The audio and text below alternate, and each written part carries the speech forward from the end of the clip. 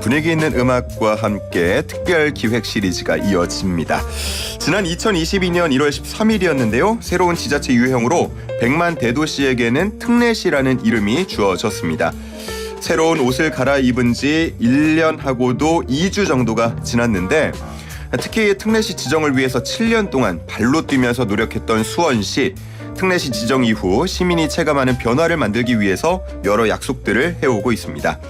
자, 그렇다면 이재준 시장이 이끌어가는 수원 특례시의 발자취 그리고 앞으로의 변화는 어떨지 이재준 수원 특례시장과 함께하는 특별기획 이재준의 특별한 약속 오늘 제1탄입니다. 특례시 1년 이렇게 달라지겠습니다. 이재준 수원 특례시장 모셨습니다. 안녕하십니까? 안녕하세요. 네. 자, 새해 들어서는 처음 출연이시니까요. 우리 네. 청취자분들께 새해 인사 좀 부탁드립니다. 복 많이 받으셨어요. 시청자 여러분, 애청자 여러분. 슬기로운 라디오 생활에서 여러분 자주 뵙고 있습니다.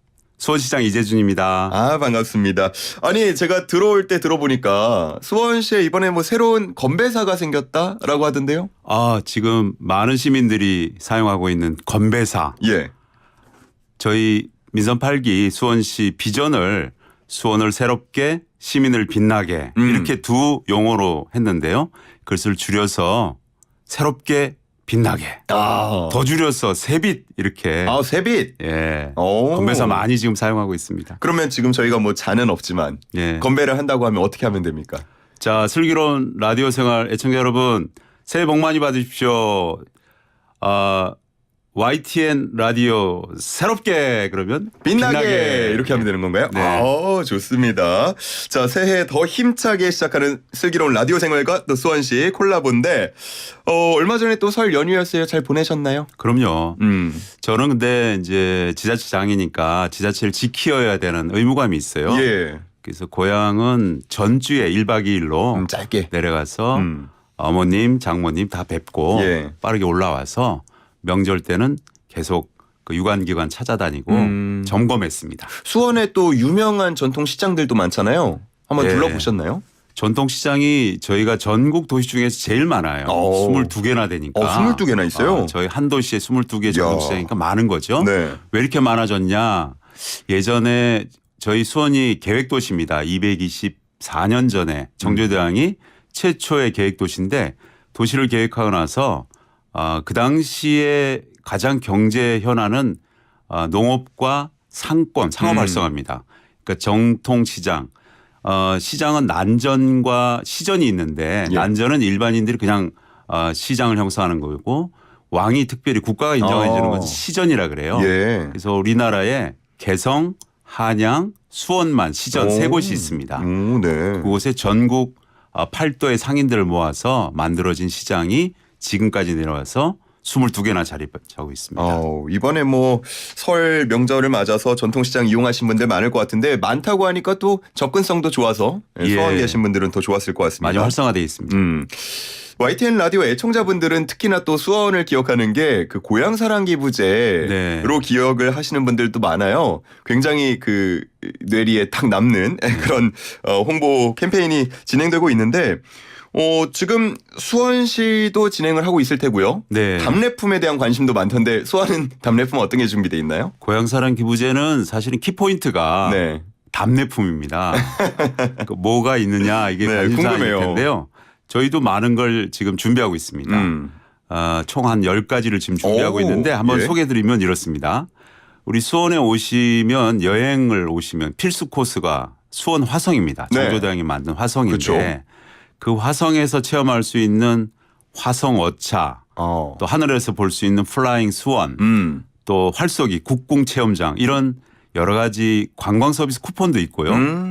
또 숙박도 알 수 있습니다. 수원 유스텔, 호스텔 이런 데서 숙박권도 할 수 있고요. 네. 숙박권도 준비하고 있어요. 그리고 다양한 병풍을 비롯한 기념품 수원에 관련된 기념품도 금액대별로 다 고를 수 있어요. 예. 그리고 먹거리도 준비하고 있는데 여러분 예전 영화 보셨죠? 극한직업에.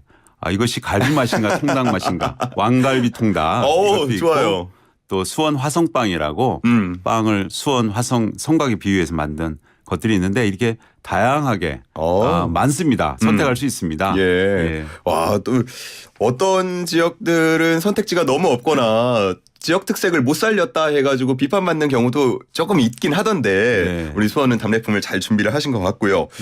네. 시장님도 참여를 하셨겠죠? 아, 예. 작년 말에 저도 제일 먼저 시행을 했는데 예. 5곳을 했어요. 오. 경기도 연천군, 또 충남의 태안군, 전남의 해남군, 예. 전라북도, 그리고 경북의 포항시. 작지만 제 마음대로 다 표현했습니다. 그러니까 이걸 오해하는 분들이 많더라고요. 고향 사랑 기부제라고 해서 진짜 고향 딱 한 곳만 해야 되나? 이런 생각 가지신 분들 있는데 잠깐 조금 홍보 좀 해주세요. 예. 이 고향 사랑 기부제를 왜 만들었냐 여러분 그걸 잘 아셔야 돼요. 우리가 고향을 사랑하는 마음에 고향을 살리자라는 의미도 있지만 더 숨어 있는 뜻은 전국의 지방 소멸 지역이 엄청 많습니다. 인구가 계속 소멸되고 경제도 소멸되고 그래서 소멸이라는 말은 없어질 도시가 있다는 거예요. 먼 훗날에. 그런 도시들을 살리자는 취지니까 고향도 자기가 태어난 고향 자란 고향도 기부하지만 그렇게 소외 지역 전국에 굉장히 많습니다. 단기간에 소외될 지역이 뭐 30몇 개 예. 중장기적으로는 100여 곳이 있는데 그런 걸 잘 찾아서 10만 원씩 기부하시면 13만 원이 돌아오니까 예. 굉장히 효율적인 정책인 것 같아요. 네. 여러분 많이 사랑해 주시고 기부해 주세요. 뭐 등본 초본 떼 가지고 내 고향 확인해서 거기만 지원할 기부할 수 있는 거 아니고요. 네. 본인이 마음이 가는 곳은 다 지금 주소지인 곳 빼고는 가능한 거니까 참고하시기 바랍니다.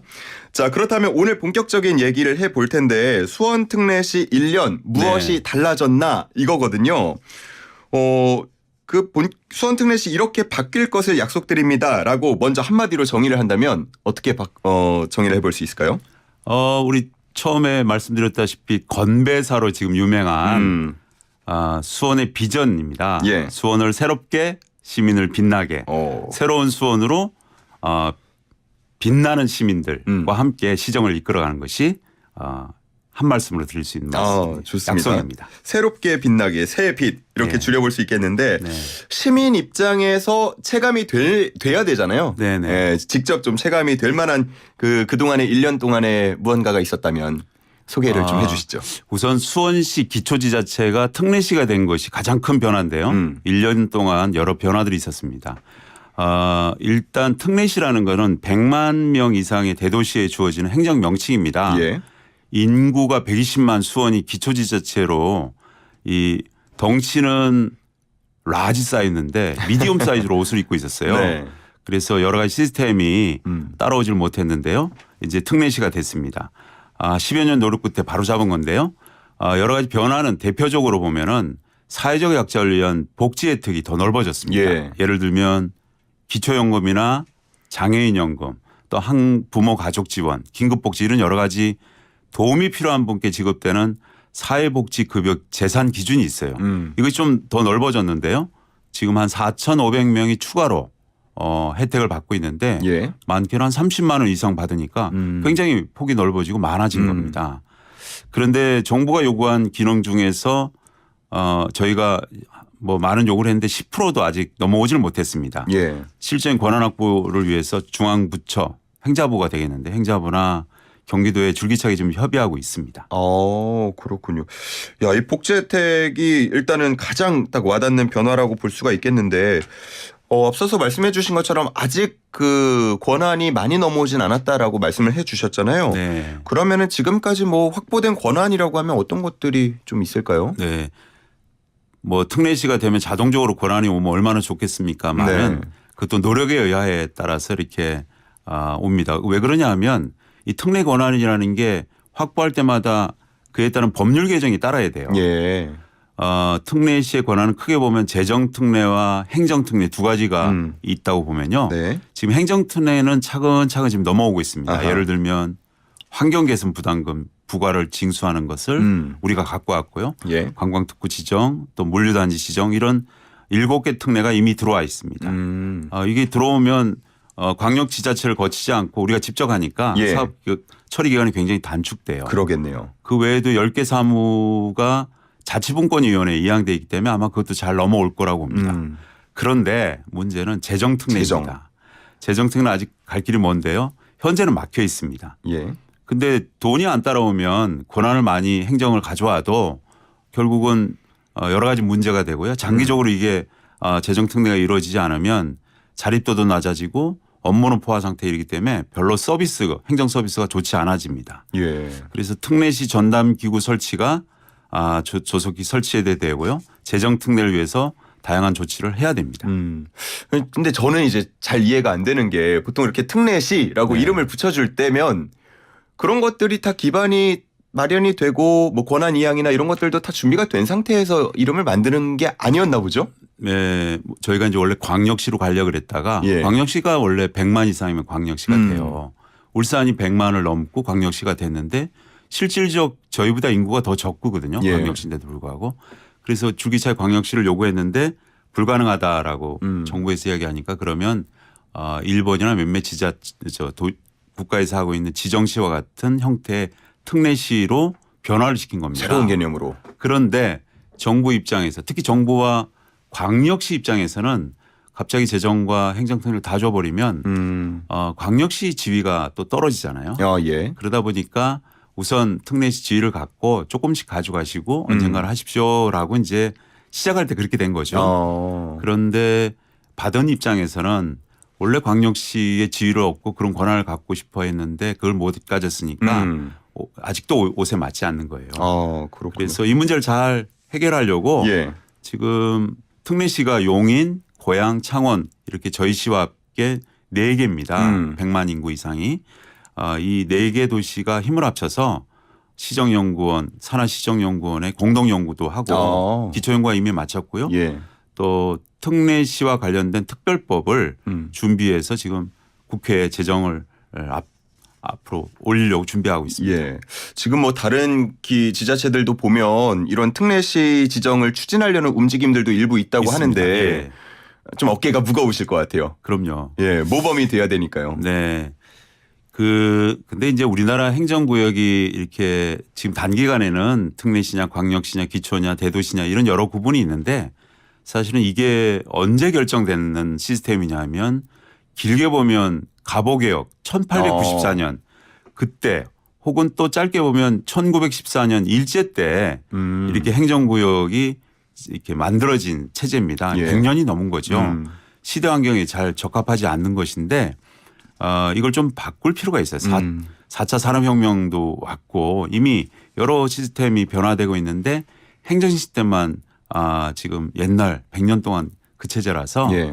아마 획기적인 변화가 되면 제일 좋고 아니면 시대에 맞춰서 그 도시의 골격에 맞는 체제로 그러니까 특례시에 맞으면 특례시로 대도시에 맞으면 대도시로 이렇게 변화시켜주는 게 필요한 것 같습니다. 예.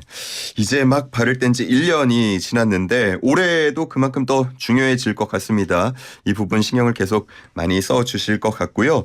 특례시 관련된 거 외에도 올해 이 시정과 관련해서 또 계획하고 계신 목표 있습니까? 예. 뭐 여러 가지가 있지만 그중에 제일 중요한 게 역시 경제입니다.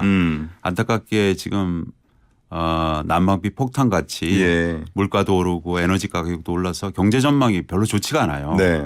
경기 지표가 줄줄이 이렇게 하락하고 지역 경제에 미칠 여파가 굉장히 커서 저도 굉장히 걱정입니다. 그래서 지역 경제 활성화, 민생 안정 이 두 가지 목표에 저는 사활을 지금 걸고 있는데요. 지역 경제를 위해서는 첫 번째로 내세우는 게 기업 유치입니다. 예. 기존 기업에 대해서는 지원을 강화하고 새로운 기업을 유치하기 위해서는 여러 가지 지원책을 지금 만들고 있어요. 두 번째는 이제 민생 안전인데요. 며칠 전에 긴급 민생 안전 대책 TF를 가동했어요. 소상공인, 경제 전문가 등의 9개 기관을 모시고 예. 어떻게 하면 지금 이 위기를 극복할 수 있습니까를 앞으로 이제 계속 논의를 할 건데 대표적인 게 이제 수원페이라고 하는 지역화폐입니다. 예. 이 인센티브가 10%였기 때문에 굉장히 효과가 있었습니다. 그런데 중앙정부, 광역정부 다 이제 이 지역화폐가 조금씩 예산이 깎여서 조금 힘들긴 하지만 그럼에도 불구하고 인센티브 10%를 지금 유지하려고 하고요. 예. 또 지금 민생에서 제일 중요한 것이 물가입니다. 정부, 중앙정부가 물가를 통제하는 게 있고 기초지방정부 저희가 특례시가 통제할 수 있는 게 있는데 저희는 상하수도 종량제 봉투 가격, 교통비 이런 것들을 묶을 수가 있어요. 예, 예. 상승하지 않도록 할 수 있는데 이런 지방의 공공요금 인상을 가능하면 내년 말까지 저는 인상하지 않고 좀 붙들려고 하고 있어요. 뭐 또 다른 걸 또 찾아보면 중간 유통 마진을 줄이기 위해서 상생 협력 방안 또 착한 가격이라고 있어요. 가격을 올리지 않는 업소를 지정하는 것인데요. 예, 예. 이런 착한 가격 업소를 좀 활성화하는 다양한 방법 좀 고민 중에 있습니다. 요즘 그런 얘기 정말 많이 하잖아요. 내 월급 빼고 다 오른다는 얘기 많이 하는데 맞아요. 수원에 가면 내 월급 말고도 안 오르는 것들이 좀 많을 것 같은데요. 많도록 노력하겠습니다. 예, 정말 듣는 분들 그나마 요즘에 듣던 내용 중에서는 가장 희망이 있는 그런 내용이 아닌가 싶습니다. 근데 이렇게 시민분들이 생활을 하다가 불편을 겪으면 뭐 민원을 넣기도 하잖아요. 네. 근데 그럴 때 보면은 또 잘 처리가 되지 않거나 빠르게 처리가 되지 않거나 해서 답답해하는 분들도 많으신데 네. 수원에서는 또 이를 위한 새로운 민원실 운영을 예정하고 계시다고요? 네. 지금 그 민원실 이름을 공모 중이에요. 가칭은 혁신통합 민원실이었는데 시민들께 새로운 이름을 지금 공모 중입니다. 좋은 이름이 나올 건데요. 이게 어떤 민원실이냐 하면 기존에 시민들이 서울시청이든 수원시청이든 찾아가면 이걸 어느 부서와 상의를 해야지 누구와 상의해야지 잘 몰라요. 맞아요. 그리고 당장 뭐 예를 들면 재개발과의 모 팀장을 만났어요. 근데 그 팀장님이 이거는 저 재개발과에 가셔야 됩니다. 아니면 건축과에 가셔야 됩니다. 라고 건축과에 갔더니 또 건축과 팀장이 아니요 이거는 저 경험 다들 있으실 것 같아요. 공동주택과에 가셔야 됩니다. 아니 이렇게 한 뺑뺑이를 돌면 다 대부분 화를 내고요. 맞아요. 그것 때문에 업무 마비가 되고 실강이가 되고 갈등이 일어나요. 제가 오랫동안 그걸 지켜보면서 이걸 어떻게 혁신할 수 있을까를 고민하다가 민원인들이 은행에 가면 은행 창구에서 그 번호표를 빼면 몇 번 창구로 가세요. 그런 정도 서비스를 해주잖아요. 예. 그거보다 더 친절하게 민원인이 창구에 가면 그 통합 민원실에 가면 베테랑 3, 40년 공무원이 어떻게 오셨습니까? 이건 토목 민원이네요. 이거는 재개발 민원이네요. 아하. 그래서 거기 대기하고 있던 20년 이상 베테랑 공무원에게 지시를 해요. 민원인 대신에 네가 공무원들을 쫓아다니면서 만나서 해결하고 와라. 그러면 이분은 원스톱이네요. 커피 한 잔 마시면서 그 굉장히 쾌적한 실내 정원이 있는 그 민원실에서 커피 마시고 음악 듣는 사이에 베테랑 공무원이 부서를 다니면서 해결하고 와서 결과가 바로 정리됐습니다. 아니면 3일 뒤에 오시면 됩니다. 이렇게 방향을 틀면 됩니다라고 코치를 하면 네. 얼마나 쾌적하겠습니까? 그런 민원실을 만들겠습니다. 새로운 이름이 뭐가 될지도 궁금해집니다. 자, 이제 마무리할 시간이 됐는데 새해 수원시청에 대한 출사표도 하나 남겨주시면 좋을 것 같아요. 이제 네. 또 2탄으로 다시 오실 때 지금 말씀해 주시는 거를 한번 체크해보는 시간도 가져볼까 하는데 네. 좀 신중하게 새해 출사표 하나 남겨주시죠. 예, 아까 민원실 만든 것도 제가 학자 시절, 행정가 시절 지금 정치인이 됐는데요. 줄곧 외쳐오고 주장한 철학이 있어요. 도시는 시민들이 만들어야 된다. 그래서 시민의 손으로 도시를 만들자. 이게 캐치플로이였는데요. 그런 측면에서 통합민원실도 만들지만 지금 애정을 갖고 만드는 모바일 집정민주주의 플랫폼이 있습니다. 이게 뭐냐면 지금 요즘은 다 모바일 시대예요. 컴퓨터에 들어가서 민원을 제기하거나 질문하거나 찾아보지 않는 세대가 됐습니다. 예. 그래서 핸드폰에서 정책도 제안하고 정보도 받고 또 심지어는 투표도 할 수 있는 맞춤형 행정 서비스 이거를 모바일로 하는 것을 약속드리고 싶습니다. 알겠습니다. 다음에 오실 때 얼마나 진행됐는지 제가 한번 여쭤보도록 하겠고요. 네. 지난번에 오셨을 때 해주신 그 스포츠 팀들 우승하면 벚꽃 엔딩 네. 노래 해주시겠다고 한 거 아직 기억하고 있습니다. 있습니다. 네, 예. 그것도 한번 들어볼 수 있기를 계속 저는 응원하도록 하겠습니다. 자, 오늘 말씀은 여기서 정리하겠습니다. 이재준 수원특례시장과 함께했습니다. 고맙습니다. 감사합니다.